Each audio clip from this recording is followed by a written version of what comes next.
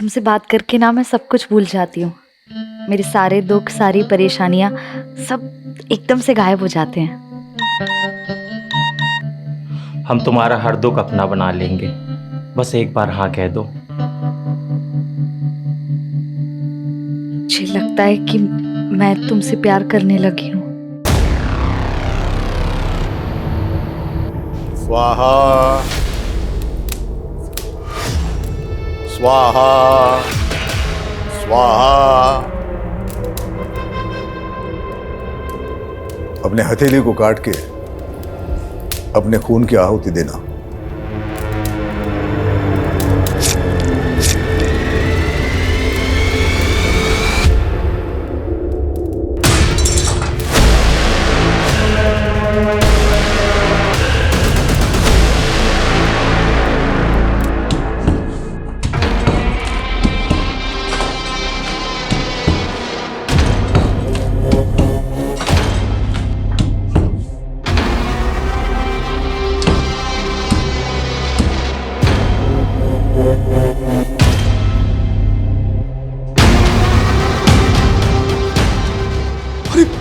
अरे ये क्या है? ये तो कंकाल है। वही तो।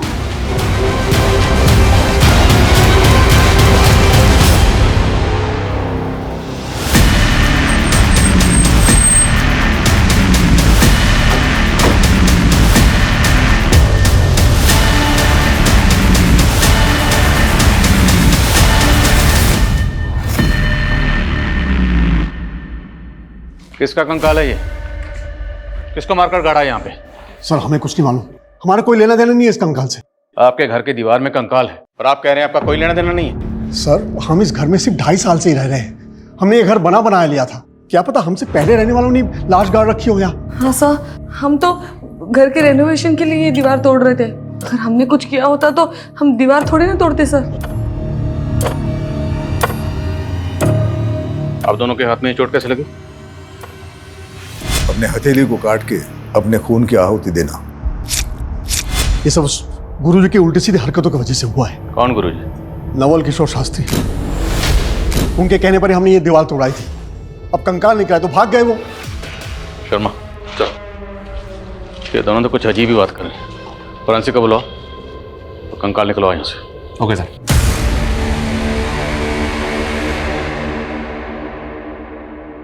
पूनम, पूनम, थोड़ी देर ये पढ़ाई छोड़ दे और चाय नाश्ता कर ले। पढ़ाई में ऐसे खो जाती हो ना, तुम्हें खाने पीने का बिल्कुल ध्यान नहीं रहता। लो खाओ। हुआ क्या बताऊं, इस इकोनॉमिक्स ने ना होश उड़ा रखे मेरे। पिछली बार ग्रेड्स कमाए थे ना, तो मैंने ठान लिया था कि इकोनॉमिक्स में तो मुझे टॉप करना है, इसीलिए। तुझ जैसी लगन हो ना, जिंदगी में कोई पीछे रह ही नहीं सकता। लेकिन आज भी तू मुझे बुआ बुआ बोलती है, माँ नहीं बोल सकती। बुआ? कैसी बातें कर रही हो आप, तो माँ से बढ़कर हो। चलो ठीक है, अब से मैं आपको माँ ही कहूंगी। अच्छा चल जल्दी से नाश्ता कर ले, मैं बाजार जाके सब्जी लेकर आती हूँ।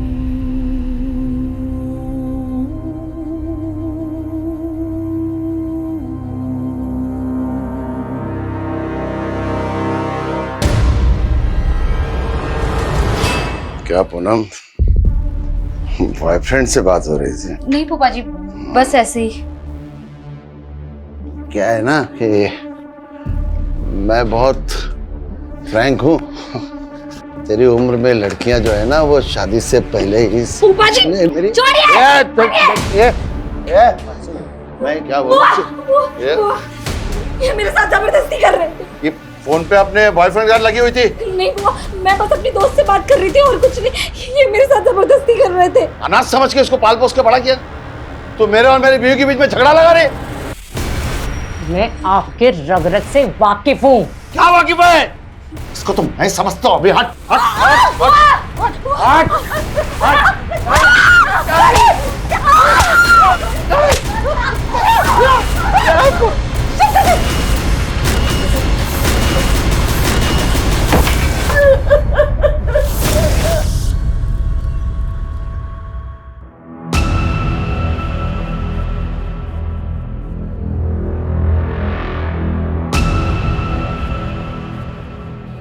आप लोग इस घर में नहीं रह सकते। मैं घर सील करना होगा जब तक जांच पूरी नहीं होती। मेरा भाई यही नजदीक में रहता है, हम वहाँ चले जाएंगे। हमसे पूछे भी ना, आप दोनों मुरादाबाद से बाहर मत जाइएगा।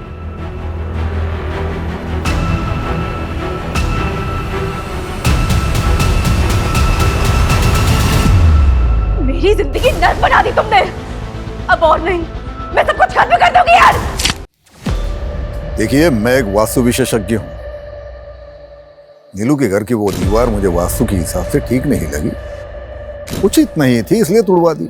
अब उसमें कंकाल निकल आया, उसमें मेरा क्या दोष है? और इस दीवार को तोड़वाने के लिए जो आप लेबर लेकर गए थे, हमने सुना वो सब आपके चेले थे। बिल्कुल, हमारे चेले थे।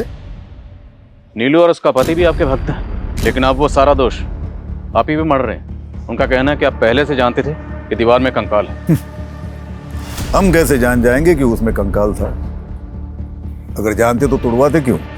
वो तो मुझे दिव्य ज्ञान से आभास हुआ था कि उस दीवार में कुछ अनिष्ट है, और उसी दिव्य ज्ञान से हमें आभास हुआ है कि नीलू के भाई अविनाश की दाढ़ी में तिनका है। आचार्य जी, दाढ़ी को साइड में रखिए, स्पष्ट शब्दों में बताइए क्या कहना चाहते हैं। नीलू का भाई उस दीवार को गिराने का विरोध कर रहा था।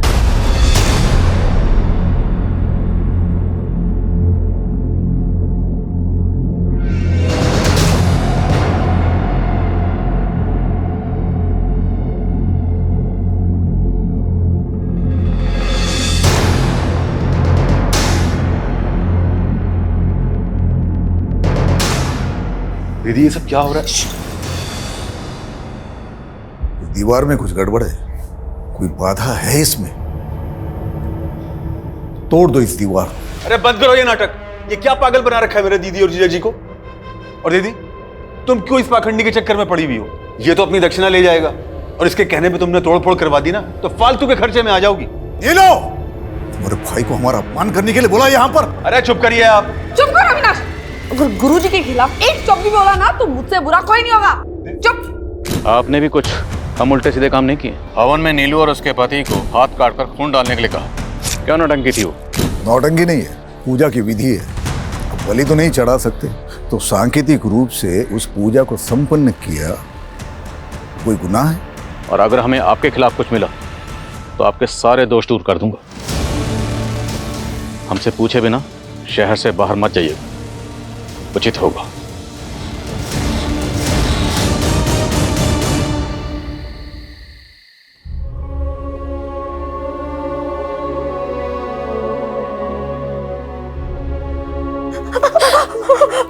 मेरी वजह से रोज आपको फूफा जी मारते हैं। इससे अच्छा मैं कहीं चली जाती हूँ। सच में तू कहीं नहीं जाएगी, और मेरे रहते हुए आदमी तुझे हाथ भी नहीं लगा सकता। वाह शांति, वाह, कितनी महान है तू। हाँ, बहुत महान है। गैरों को भी अपना बना लेती है तू, लेकिन मैं किसी पे एहसान करता हूँ तो पूरा वसूल करता हूँ। अरे इसी करुण के वजह से ना भगवान ने कभी अपनी औलाद नहीं दी हमें। तेरे को उसको बेटी बनाने का है ना, बनाओ, पर तुम दोनों को इधर चैन से रहने का है तो मेरी बात मान लो, घर की बात घर में ही रहेगी। हट हट हट हट। मेरे पास अगर दोबारा इसे हाथ लगाए ना तो मैं तुम्हें अंदर करवा दूंगी। मेरे को अंदर कराएगी तू? जिंदा रहेगी तो अंदर कराएगी ना। बोला था ना दीदी, उस गुरुजी के चक्कर में दीवार मत गिरवाओ। अब कंकाल निकल गया ना, अब पुलिस आप लोगों का आगा पीछा खंगालने में जुट जाएगी। आपको पता है उस दीवार में किसको मार के गाड़ा गया था? हमें कैसे पता होगा? अरे हमको तो हमारे घर से निकाल दिया पुलिस वालों ने, पूरा घर सील कर दिया उन्होंने। घर तो सील करेंगे ही, और अब आप लोग यहाँ रहोगे तो पुलिस वाले यहाँ भी आएंगे। यानी तू कहना क्या चाहता है? हमारे बुरे वक्त में हमें अपने घर में भी नहीं रखेगा? अरे जीजा जी, कैसी बातें कर रहे हैं आप रहो ना आराम से जब तक रहना है। बल्कि मैं एक काम करता हूँ, आप लोगों के लिए कृतिका का कमरा साफ करवा देता हूँ।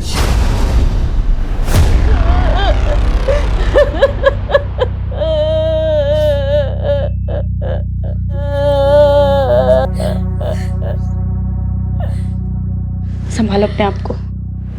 लेकिन कल रात को तो तुम्हारे घर से बहुत शोर आ रहा था,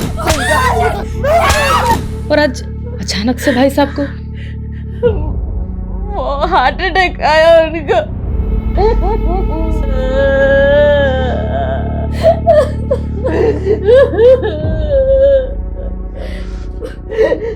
पूनम बात कर लिए, वो लोग आधे एक घंटे में डेथ सर्टिफिकेट बना के दे देंगे। चलिए अब अंतिम संस्कार की तैयारी करते हैं।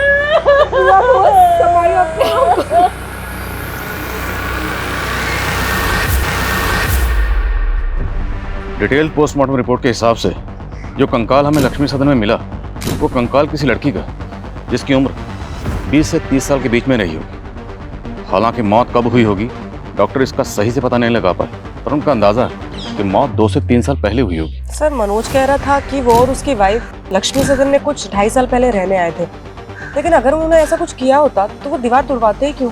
लेकिन वो बाबा नवल किशोर, उसकी बातें भी कम उल्टी पुल्टी नहीं, किसी को भी क्लीन चिट नहीं दे सकते। और ये भी पता करो कि लक्ष्मी सदन में मनोज और नीलू से पहले कौन रहता था। सर पता चला है कि नीलू के भाई अविनाश की बेटी पिछले 2.5 साल से गायब है। अविनाश की बेटी? ये लड़की अविनाश की सगी बेटी नहीं थी सर। अविनाश और उसकी बीवी ने कृतिका को गोद लिया था। अविनाश की बीवी तो काफी पहले गुजर गई थी, लेकिन 2.5 साल पहले तक कृतिका अविनाश के साथ ही रह रही थी।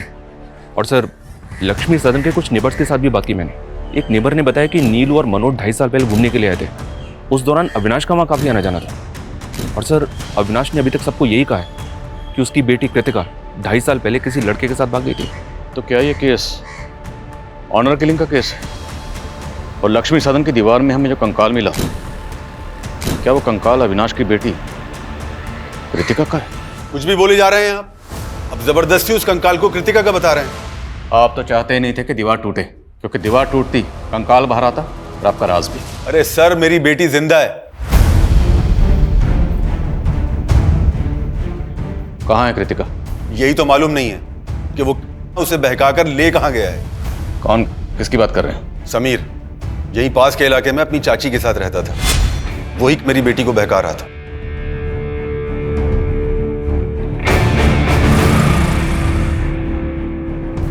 कृतिका मैंने तुझे कितनी बार समझाया है उस लड़के से दूर रहा कर। पर पापा समीर में बुराई क्या है? वो लड़का हमारी बिरादरी का नहीं है। मैं सब में नहीं मानती पापा। उस लड़के ने कृतिका का दिमाग खराब कर रखा था और वही हुआ। एक दिन कृतिका उस लड़के समीर के साथ भाग गई। और आपने पता करने की कोशिश नहीं की कि आखिर आपकी बेटी है कहाँ? मैं उस लड़के की चाची से मिलने गया था, लेकिन उसकी चाची ने भी कुछ नहीं बताया और बदनामी के डर से पुलिस में कंप्लेंट नहीं कर पाया। पुलिस कंप्लेंट इसलिए नहीं की क्योंकि आप कान करके बैठे हुए। उस लड़के के बारे में बताइए जो कृतिका को लेकर भागा। अब हम पता करेंगे कि कृतिका कहाँ है। आंटी जी, जो लिखा होता है उसे टाला तो नहीं जा सकता। आप लोगों को किसी भी तरह की कोई भी परेशानी हो, कुछ भी जरूरत हो, हमसे बोलिएगा, हम हैं अभी।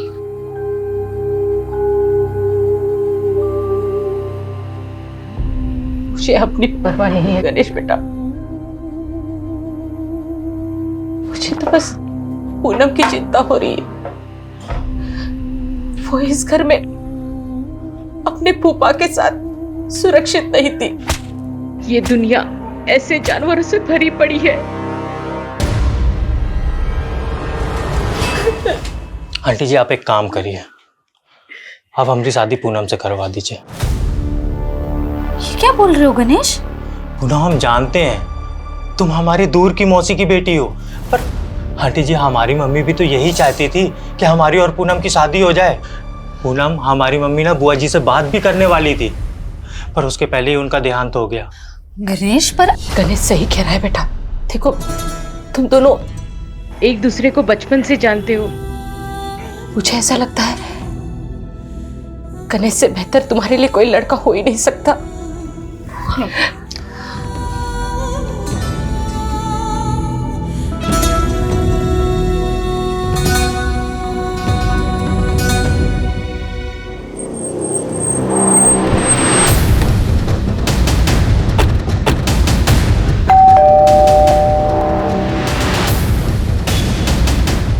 समीर यहीं रहता है? जी, वो मेरा भतीजा था। हमें पता चला कि समीर किसी कृतिका नाम की लड़की से प्यार करता है। उसी के बारे में बात करनी है आपसे। आओ बेटा बैठे। समीर ने बताया मुझे तुम दोनों के बारे में। तुमने अपने पापा को समीर के बारे में बताया? आंटी उन्हें सब पता है, लेकिन मैं समझ गई बेटा, तुम फिक्र मत करो।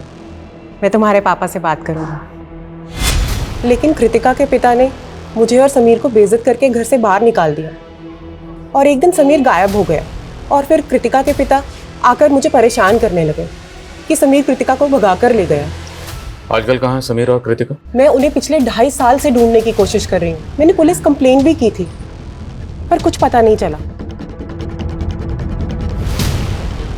समीर के माँ बाप कहाँ हैं? समीर के माँ बाप गुजर चुके हैं सर। मेरे अलावा उसका और कोई नहीं था। समीर की चाची ने जिस थाने में समीर की मिसिंग कंप्लेंट फाइल की थी, उस थाने की पुलिस टीम को भी ऐसा कोई क्लू नहीं मिला है जिससे पता चले कि समीर और कृतिका ने भाग के शादी की होगी। और अगर हम फॉरेंसिक रिपोर्ट पे जाएं तो जिस दौरान समीर और कृतिका गायब हुए थे उसी दौरान उस लड़की की मौत हुई थी जिसका हमें कंकाल मिला। तो पॉसिबल है सर कि मर्डर कृतिका का हुआ हो। सर हम डीएनए मैचिंग रिपोर्ट से भी अविनाश के खिलाफ कुछ भी साबित नहीं कर पाएंगे क्योंकि कृतिका अविनाश की सगी बेटी नहीं थी, उसने उसको अडॉप्ट किया था।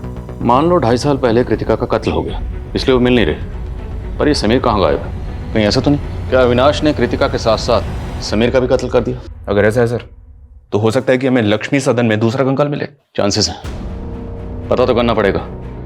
मैं डीसीपी सर से परमिशन निकलवाता हूँ। और पता चला लक्ष्मी सदन में मनोज और नीलू से पहले कौन रहता था? Yes sir. सर रजिस्ट्रार से पता चला है कि 3 साल पहले ये घर राघवेंद्र पांडे के नाम पे था। सर ये इस घर का लास्ट और फर्स्ट ओनर था। सर ये कई सालों से लंदन में है।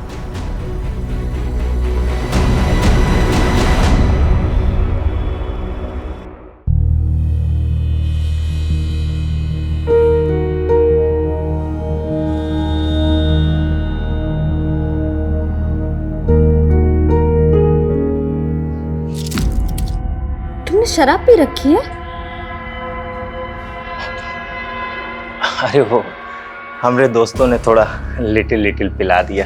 तुमने मुझे पहले क्यों नहीं बताया कि तुम शराब पीते हो? अरे इसमें बताना क्या है, जमाना पीता है भाई। जमाना पीता हो चलेगा, लेकिन मुझे बिल्कुल पसंद नहीं है। तुम्हें मालूम है ना, इसी की वजह से फूफा जी ने मेरे साथ। अरे तो हमने तुमको बचा लिया ना तुम्हारे फूफा जी से। चलो अब हमारा मूड मत ऑफ करो, आज हमारी फर्स्ट नाइट है भाई। आज क्यों गणेश, तेरी इतनी औकात? गणेश छोड़ो।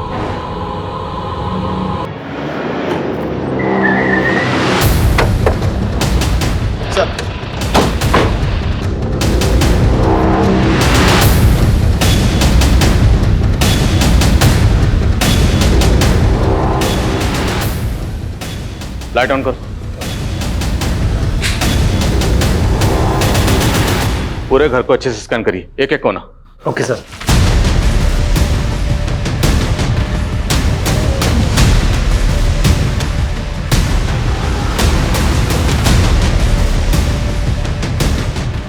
सर कुछ नेबर्स ने बताया 2.5 साल पहले इस घर में एक मेड काम करती थी जो अचानक से गायब हो गई। कौन मेड? सर संजना नाम था हमारी मेड का, लेकिन आप उसके बारे में क्यों पूछ रहे हैं? हमें पता चला है कि आप उसके साथ कुछ अच्छा बर्ताव नहीं करते थे। मेरी जिंदगी नर्क बना दी तुमने। अब और नहीं, मैं सब कुछ खत्म कर दूंगी यार। तकरीबन 2.5 साल पहले उसने मोहल्ले में तमाशा किया था।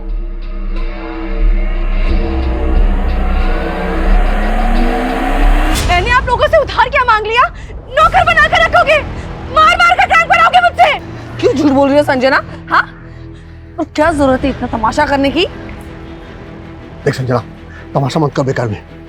जो भी तुझे कहना है अंदर जाके कर। चल। 1 नंबर की नौटंकीबाज औरत थी वो, तिल का ताड़ बना के रखा था उसने। इसलिए आपने कंकाल बना दिया उसे? ये कैसी बातें कर रहे हैं आप सर? हमें पता चला कि उसके बाद से ही वो गायब है। लेकिन सर उसके बाद तो वो अचानक काम छोड़ के अपने गांव चली गई थी। तब तो गांव में मिलनी चाहिए। एड्रेस बोलिए गांव का। सर एड्रेस तो नहीं है हमारे पास। जिस एजेंसी के जरिए उसको काम पर रखा था उस एजेंसी का एड्रेस तो होगा? नहीं सर, किसी एजेंसी के थ्रू हमने काम पर नहीं रखा था उसे। वो खुद ही घर आई थी काम मांगने के लिए। कहती थी मंजुलापुरा में कहीं रहती है, लेकिन वहाँ एग्जैक्टली कहाँ ये हमें नहीं मालूम सर। ठीक, फोन नंबर बोलिए उसका। सर उसके पास फोन नहीं था।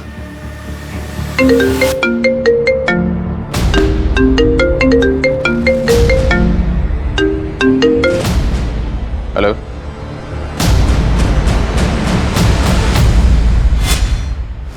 मेरी जिंदगी नर्क बना दी तुमने। अब और नहीं, मैं सब कुछ खत्म कर दूंगी यार। संजना क्या कर रही है तू ये?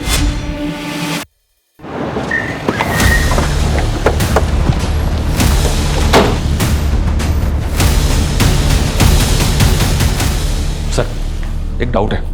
ये देखिए, फर्श की ये टाइल्स एक ही कलर और डिजाइन की है, और ये टाइल्स बाकी टाइल्स के मुकाबले ज्यादा नई लग रही हैं।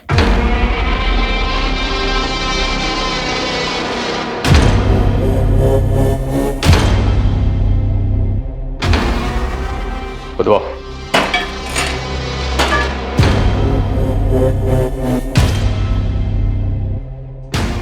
एक मिनट विशाल, मिट्टी हटाओ। सर एक मिनट जल्दी। ये देखिए सर, एक और कंकाल।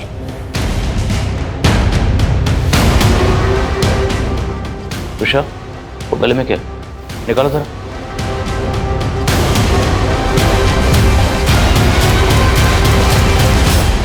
शर्मा, सब जगह खुदवा। पता नहीं और कितने राज दफन है इस लक्ष्मी सदन में।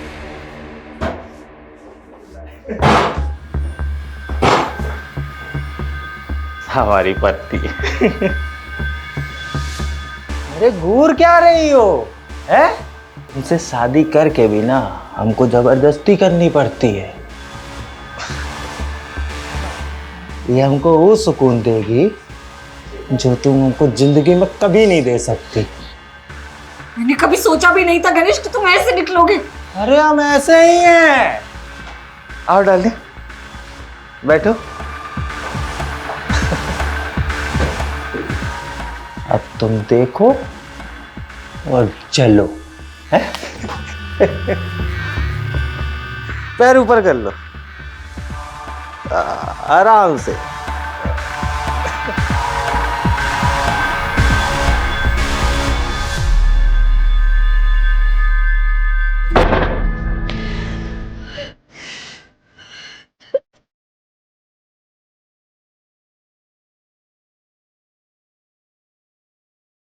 पूनम, कैसी है तू? हाँ?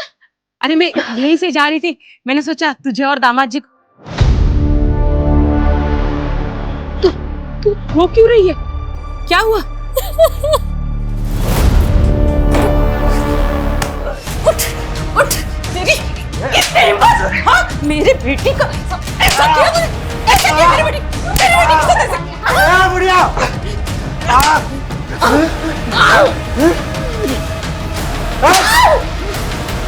ये मेरी माँ पे हाथ उठाया। तुझे तो मैं बताती हूँ, तू रुक। छोड़ना मत।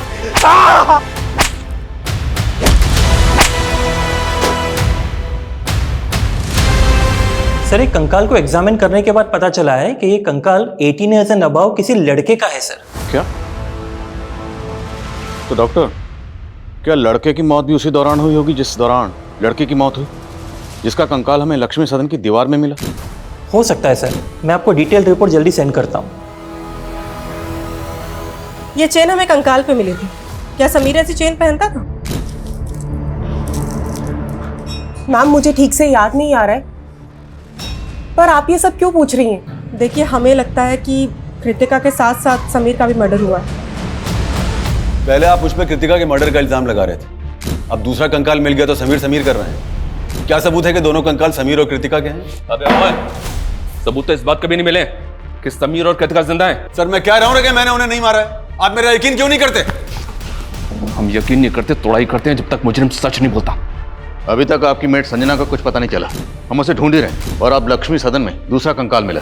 अब ये तो कहना मत कि आप लोग इस बारे में कुछ जानते ही नहीं। सर, हम सचमुच कुछ नहीं जानते। आप बेकार में हमें और अविनाश को परेशान कर रहे हैं सर। एक मिनट सर, आपने किचन में खुदाई की थी ना, और कंकाल भी आपको वही मिला ना? जी सर, अब तो मुझे पूरा यकीन है सर कि ये काम जरूर उन लोगों का है जो हमसे पहले वहां रहते थे, क्योंकि जब हम वो घर देखने गए थे तब हमने भी देखा था कि किचन की टाइल्स अलग अलग है, और हमने इसके बारे में एजेंट को भी बोला था। कौन एजेंट? शेखर यादव सर। राघवेंद्र पांडे ने उसी एजेंट को घर की चाबी दे रखी थी। ये देखिए सर,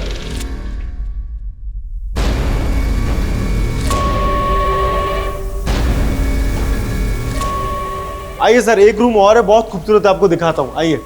एक मिनट। क्या हुआ सर? ये फर्श तो बहुत अजीब ढंग से बनी हुई है, ना टाइल्स मैचिंग है ना ठीक से लगे हुए हैं। अरे सर, बहुत छोटी सी चीज है, डोंट वरी, सब हो जाएगा। हाँ जी। एक मिनट, लेकिन डील फाइनल करने से पहले हमें ओनर से मिलना है। हाँ जी बिल्कुल, पर वो फिलहाल तो लंदन में है सर। उनका ये कहना है कि एक बार जैसे ये डील लॉक हो जाती है तो रजिस्ट्रेशन के लिए इंडिया आ जाएंगे। सर ओनर तो सिर्फ डॉक्यूमेंट साइन करने के लिए आए थे सर, लेकिन उस वक्त लक्ष्मी सदन का करता धरता ये एजेंट शेखर यादव ही था। क्या सर, लक्ष्मी सदन में 2 कंकाल मिले हैं? ओ एजेंट, हमारे साथ ड्रामा मत कर। लक्ष्मी सदन का सौदा तुमने करवाया था ना? सर मैंने करवाया था, पर इस बात को 2-3 साल हो गए हैं। एग्जैक्टली। ये जो मर्डर हुआ है ना, वो भी 2-3 साल पहले ही हुए। उस घर के पहले मालिक राघवेंद्र पांडे ने जाने से पहले चाबी तेरे हवाले की थी। लक्ष्मी सदन की चाबी 24 घंटे तेरे पास रहती थी, और जहाँ किचन में कंकाल मिला है वहाँ की टाइल्स बदली गई। और मनोज और नीलू ने तुझे इस बारे में बताया भी था। नहीं सर, मुझे इस बारे में कुछ नहीं बताया था सर। हो सकता है ये मनोज और नीलू ने ही टाइल्स बदल दी हो, या हो सकता है ये फर्स्ट ओनर और सेकंड ओनर ने ये सब कांड किए हो। फर्स्ट, सेकंड, थर्ड जितने भी ओनर सबको घसीटेंगे। तो ये बता, लक्ष्मी सदन में किसकी लाश गाड़कर राघवेंद्र पांडे लंदन भागा? सर मुझे क्या मालूम सर, मैं बस इतना बता सकता हूँ कि ये राघवेंद्र पांडे एक अय्याश किस्म का आदमी था। उसने मुझे लंदन जाने से पहले करीब 3.5 साल पहले अपना घर बेचने के लिए कहा था। उसके बाद मैं जब भी उससे जाके मिलता था तो हमेशा नए लड़के लड़कियों के साथ रहता था। उस दौरान ये अकेला रहता था सर। अरे शेखर, कैसा है? मैं अच्छा हूँ सर, आप कैसे हैं? बस बढ़िया, बैठना। नहीं सर, थैंक यू। ड्रिंक? अरे नहीं सर, मैं ये कह रहा था, वो एक पार्टी से बात की थी आपके घर के लिए, तो 70 लाख रुपए बोल रहे हैं वो। 85 लाख रुपए से 1 रुपया कम नहीं लूंगा सर। उसके 2 दिन बाद ये मेरे ऑफिस आया और कहने लगा कि लक्ष्मी सदन 70 लाख में भी बिकवा दो। लेकिन सर तब तक वो पार्टी दूसरी डील कर चुकी थी। उसके बाद उसने चाबियां दी और लंदन चला गया, बोला कि जल्द से जल्द बिकवा दूं। बोलो शर्मा। सर, रसोई के दूसरे हिस्से में एक और कंकाल मिला है। तीसरा कंकाल? जी सर, देखते ही देखते double murder case triple murder में बदल गया सर।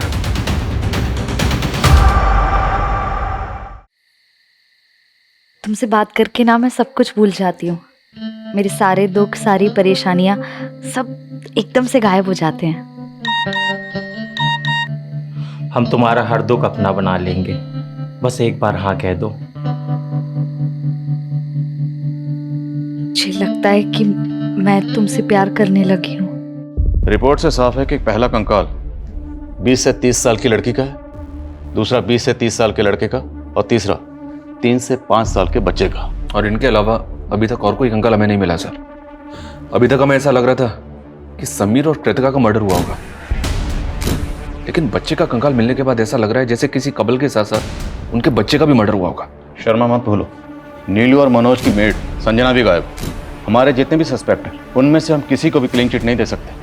फिलहाल इन तीनों विक्टिम्स की पहचान पता करने पर जोर दो। एक बार इनकी पहचान हो गई तो इस केस की चाबी हमारे हाथ में होगी। मैं कम इन सर? कम इन। सर, मैंने लक्ष्मी सदन के पहले ओनर के बारे में पता किया है। राघवेंद्र अपनी बीवी नेहा और 5 साल के बेटे के साथ रहता था। सर, उनका एक सर्वेंट भी था। सर, लोगों का कहना है कि राघवेंद्र की अय्याशी की वजह से उसकी वाइफ से उसका बहुत झगड़ा होता था। शर्म करो राघव, एक बेटा है हमारा और तुम्हारी अय्याशी की खत्म ही नहीं होती। ज्यादा चिल्लाने की जरूरत नहीं है, वरना क्या कर लोगे? क्या कर? राघव छोड़ मुझे। साथी क्या कर रहे हो? अब तू ज्ञान देगा मुझे, तू ज्ञान देगा मुझे, तू देगा ज्ञान। सर, 3.5 साल पहले राघवेंद्र के बीवी, बेटा और नौकर तीनों गायब हो गए। राघवेंद्र ने लोगों से कह दिया कि नौकर गांव चला गया और उसकी बीवी का किसी से एक्स्ट्रा मैरिटल अफेयर था, तो वो अपने बच्चे को लेकर उसके साथ भाग गई। तो क्या ये तीनों कंकाल राघवेंद्र की बीवी, बच्चे और उसके नौकर के भी हो सकते हैं?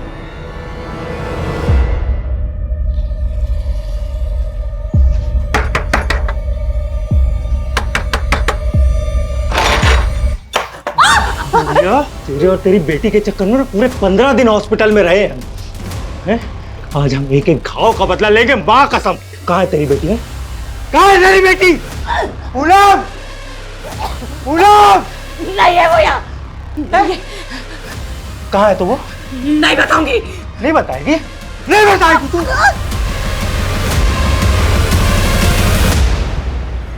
ठीक है राघवेंद्र जी, जरूरत पड़ी तो आपको फिर कॉल करूंगा। Thank you. इस राघवेंद्र को इंडिया बुलाना आसान नहीं होगा। कोर्ट से इसके प्रत्यर्पण की अर्जी हासिल करने के लिए हमें कोर्ट में अपनी दलीलें मजबूत करनी होगी। इस एजेंट शेखर को बुला, क्योंकि राघवेंद्र के लंदन जाने के बाद शेखर ने ही लक्ष्मी सदन में रेनोवेशन का काम करवाया था। सर, मैंने सिर्फ कॉन्ट्रैक्ट दिया था रेनोवेशन का। मैं तो उस वक्त वहां रहता भी नहीं था सर। मुझे लगता है कि ये रेनोवेशन करने वालों ने ये कांड किया है। रेनोवेशन का कॉन्ट्रैक्ट किसे दिया था? सर, माला शर्मा। सर हमने एकदम बेस्ट क्वालिटी का मटेरियल यूज किया है, ऐसे कैसे डैमेज हो गया? चिल्लाओ मत, हमने पूरी कमिटमेंट के साथ हमारा काम किया है। अब मेरी पेमेंट में से 1% भी काटा ना तो 100% वसूलूंगी, समझे? You don't know who I am. And Rohit, you कितनी बार कहा है तुमसे, अगर मटेरियल में मिलावट करो तो ऐसे करो कि किसी को पता ना चले।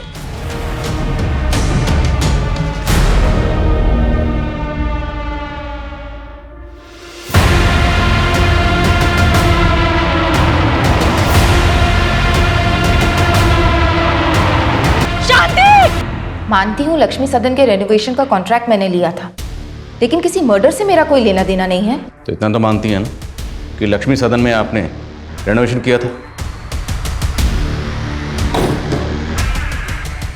किचन की टाइल्स, दीवारों का टेक्सचर, ये सब आपने वहाँ पर चेंज किया। किचन और दीवार में कंकाल कहाँ से आए? मैंने कोई तोड़फोड़ नहीं करवाई थी सर, बस वास्तु के हिसाब से थोड़ा बहुत ऑल्टरेशन करवाया था। लेकिन बाबा नवल किशोर जो खुद वास्तु एक्सपर्ट है, उनका कहना है कि उस घर में वास्तु दोष था। नवल किशोर बाबा? आप जानती हैं उसे? जी, उनसे मैं वास्तु की टिप्स लेती हूँ और लक्ष्मी सदन के लिए भी उन्होंने सजेशंस दिए थे। रेनोवेशन के दौरान वहाँ कौन कौन आता था? मेरे वर्कर्स, मिस्त्री, कारपेंटर, पेंटर, उनके ठेकेदार के पास वहाँ की चाबी रहती थी। और बाबा नवल किशोर भी वहाँ विश्वकर्मा पूजा और यज्ञ के लिए आ रहे थे। देखिए, मेरा किसी भी हत्या से कोई लेना देना नहीं है। जैसे माला मेरी भक्त है, वैसे नीलू भी मेरी भक्त है। ये तो सारा होनी का खेल है। आचार्य जी, ज्ञान बांटना बंद करिए। अगर हमें बाद में पता चला ना कि आपने कुछ भी छुपाया था या झूठ बोला था, तो इतना याद रखना, यहाँ पर हम इस डंडे से ज्ञान बांटते हैं। सुनिए, ये पुलिस वाले हमारी मेड संजना का भी पता लगा लेंगे, ये तो मैंने सोचा ही नहीं था। अच्छा, तो ये तुम दोनों का कांड था? अपनी मेड को मार के घर में गाड़ दिया और पुलिस मेरे पीछे पड़ी हुई है। तो तू कौन सा कम है? 2.5 साल पहले हम जब 2 महीने के लिए घूमने गए थे, तभी तेरी बेटी और उसका वो लफंगा दोस्त, क्या नाम है उसका, दोनों गायब हो गए थे ना। तूने ही दोनों को मार के गाड़ दिया होगा। एक तो मैंने तुम दोनों को घर में रहने की जगह दी और मुझ पे ही चढ़ रहे हो। चलो देख लो, दीदी चलो चलो, मैंने बहुत बड़ी गलती की। अविनाश, तुम्हें अपने घर में रहने नहीं चाहिए। अविनाश, जाओ यहाँ से। जिस वक्त लक्ष्मी सदन में रेनोवेशन का काम चल रहा था, उस वक्त बाबा नवल किशोर के अलावा माला के 3 ठेकेदारों के पास भी लक्ष्मी सदन की चाबी रहती थी।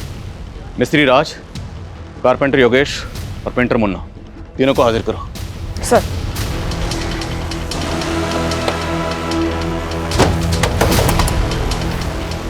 राजमिस्त्री। हाँ मैडम। चल। अरे मैडम क्या हुआ? अरे चल।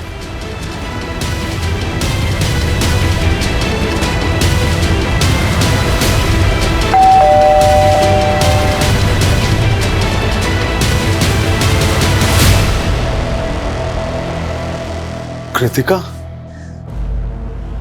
पापा, हमें हमारे दोस्त से पता चला है कि आपको पुलिस बहुत परेशान कर रही है। भले ही हमने आपकी मर्जी के खिलाफ शादी की थी, लेकिन मैं भूल नहीं सकती कि मुझ जैसे अनाथ को आपने पाल पोस के बड़ा किया है। इसीलिए हमने फैसला किया है कि हम पुलिस की गलतफहमी दूर करेंगे। उन कंकालों के बारे में मैं कुछ नहीं जानता। तेरे अलावा माला ने जिस कारपेंटर और पेंटर को ठेका दिया था, वो दोनों गायब। उन दोनों के फोन भी बंद है। अरे साहब, उनसे मेरा कोई वास्ता नहीं है। वो दोनों ना उमरा गांव में रहते हैं साहब, वही कहीं आपको मिल जाएंगे। अविनाश का फोन आया था सर, कृतिका और समीर दोनों जिंदा है। और नीलू और मनोज की जो मेट थी संजना, उसके बारे में कुछ पता चला? जी हाँ सर, उस मोहल्ले की कुछ और काम वालियों से उसके गांव का पता चला है। वो बिहार की रहने वाली है। बिहार पुलिस को अपडेट दिया है मैंने।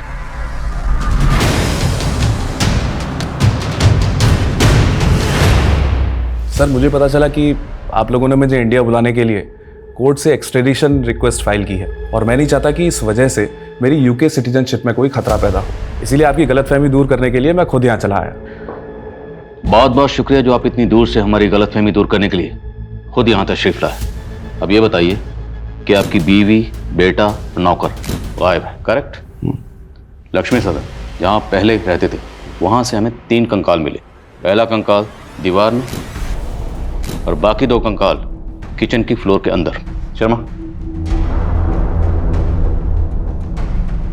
सर ये दीवार तो छत की लोड बेयरिंग दीवार थी। मतलब अगर इसको कोई तोड़ देगा तो छत कभी भी गिर सकती है, और अगर इसको तोड़कर किसी ने किसी को गाड़ा है तो मतलब वो कोई जानकार आर्किटेक्ट ही होगा।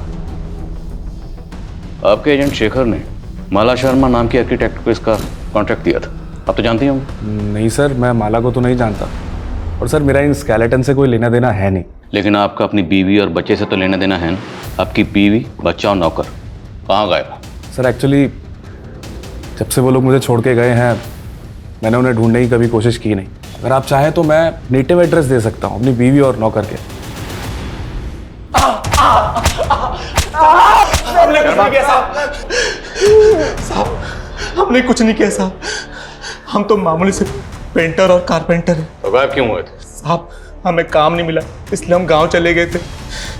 अब जब पूछ रहा हूँ उसका सच सच जवाब देना। तुम दोनों ने लक्ष्मी सदन में तकरीबन 25 दिन काम किया था ना? जी साहब किया था।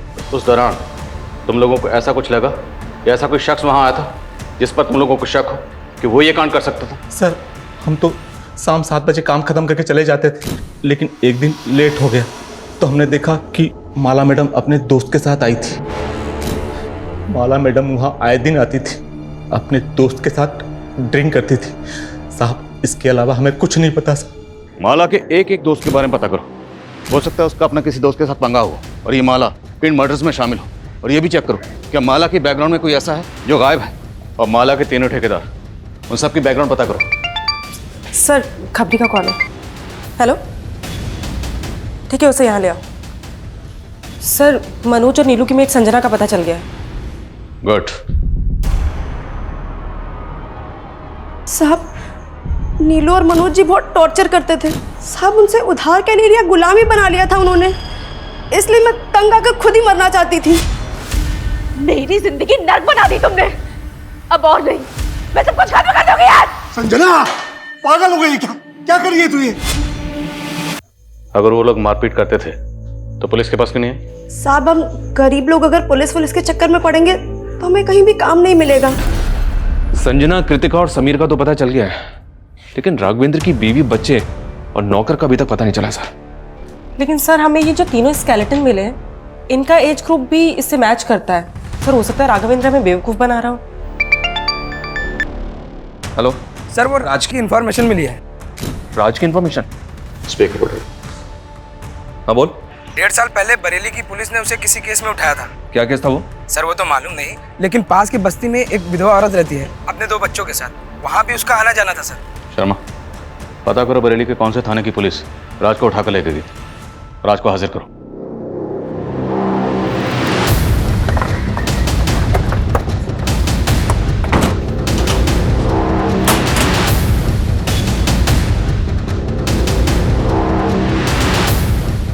number you are trying to call is currently switched off. Please try again. इस राज का तो फोन भी बंद आ रहा है। एक काम करो, इसका फोन ट्रेस करो, पता करो कि ये कहाँ भाग गया है। सर वो विधवा औरत कौन है जिसके पास राज का आना जाना था? सर ये पास की बस्ती में रहती है। सर मैं नहीं जानती राशिद कहाँ है। और उसका नाम तो राज है ना? सर उसका असली नाम राशिद है, लेकिन सब उसको राजा बोलते हैं। आपका राशिद से क्या रिश्ता था? मैं एक विधवा औरत हूँ, 2 बच्चों की माँ हूँ। कुछ पैसों से मेरी मदद कर देता था और मुझे लगा था कि वो मुझसे शादी करेगा, पर सर उसने तो किसी और से शादी कर लिया। किससे शादी कर? सर कोई थी बदचलन औरत। सर राशिद से शादी करके उसी के भाई से चक्कर चला के भाग गई। जी 1.5 साल पहले एक सुसाइड केस के बारे में पूछताछ करने के लिए हमने राज को तलब किया था। किसके सुसाइड केस के बारे में? उस वक्त हमें एक मर्डर केस लग रहा था। शांति नाम की एक औरत अपने घर में लटकी हुई मिली थी। जब हमने इंक्वायरी की तो पता चला कि शांति की एक मुंह बोली बेटी थी, पूनम। उस वक्त तो पूनम का कुछ पता नहीं चला, लेकिन बाद में पता चला कि पूनम ने गणेश नाम के किसी आदमी से शादी की थी। सर पूनम तो हमको 8 साल पहले ही छोड़ के चली गई थी। हमने सुना तो उसको मारता पीटता था। एक बार तूने शांति को भी मारने की कोशिश की थी। नहीं सर, उस दिन हम पूनम के घर पूनम को वापस लेने के लिए गए थे, पर उसकी बुआ ने हमको बताया ही नहीं कि उनने पूनम को कहाँ भेज दिया है। जब हमने पूनम का सोशल मीडिया खंगाला तो पता चला कि वो वहाँ पर राज से टच में थी। जब हमने राज से पूछताछ की तो उसने बताया कि उसकी और पूनम की शादी हुई थी, लेकिन पूनम राज के भाई शाहिद के साथ भाग गई थी। उसी वक्त इस केस की पोस्टमार्टम रिपोर्ट आ गई, जिससे कंफर्म हो गया कि ये एक सुसाइड ही था, तो हमने केस बंद कर दिया। तो आपको राज के भाई शाहिद और पूनम के बारे में कुछ पता नहीं चला वो कहाँ? जी नहीं, लेकिन हमें ये ज़रूर पता चला कि राज और पूनम का 3-4 साल का एक बेटा था और पूनम उसे भी अपने साथ ले गई थी। मुझे लगता है ये राज ही है जो तीनों कंकालों का रहस्य जानता है।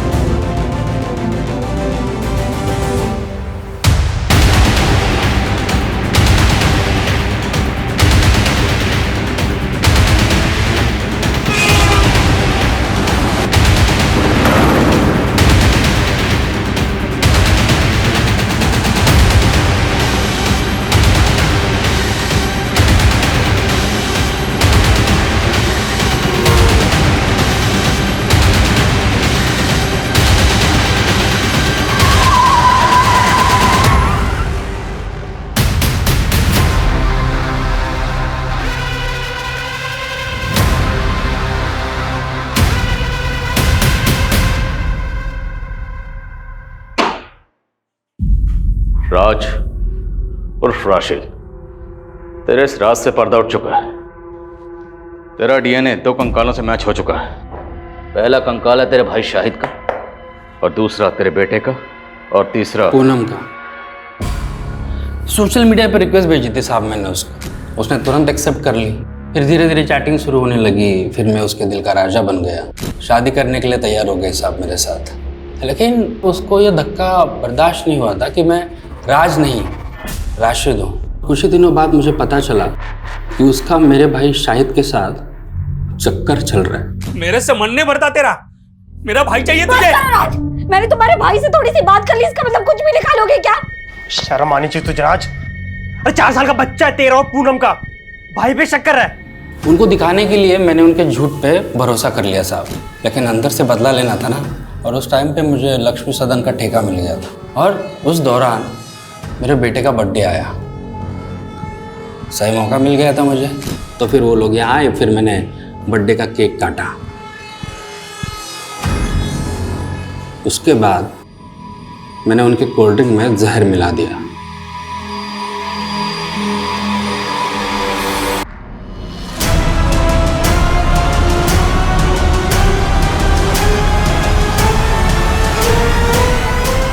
फिर उनकी लाशों को एक एक करके लक्ष्मी सदन में गाड़ दिया। फिर मैं सबको बोला कि मेरी बीवी पूनम और मेरा बेटा शाहिद के साथ कहीं भाग गए हैं। और फिर एक बार मैं एक नए हमसफर की तलाश में जुट गया साहब। नया हमसफर मतलब नया शिकार।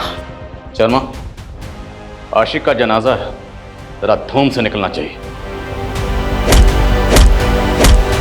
सर, राघवेंद्र की बीवी, बेटे और नौकर के बारे में पता चल गया।